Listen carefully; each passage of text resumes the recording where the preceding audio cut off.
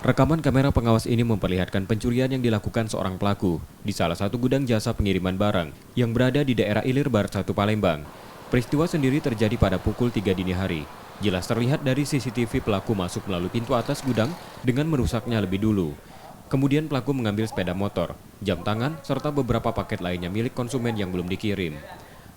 Pelaku bahkan sempat mengenakan jaket kurir pengirim barang ketika membawa barang curiannya.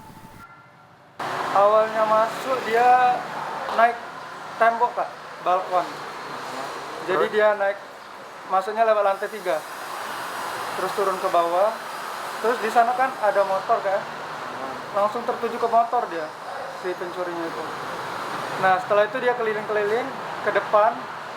Ketemu lagi ada uang juga Kak, diambil juga kan. Setelah itu baru paket-paket yang diambilnya. Pelakunya ini berapa orang Kak? Pelakunya cuma 1 orang Kak. Pencurian yang dilakukan tersebut baru pertama terjadi di gudang pengiriman barang. Dari peristiwa itu pengelola jasa pengirim barang mengaku mengalami kerugian hingga jutaan rupiah dan sudah dilaporkan ke polisi. Reski Oktora, Muklas Diferensial, Kompas TV, Palembang, Sumatera Selatan.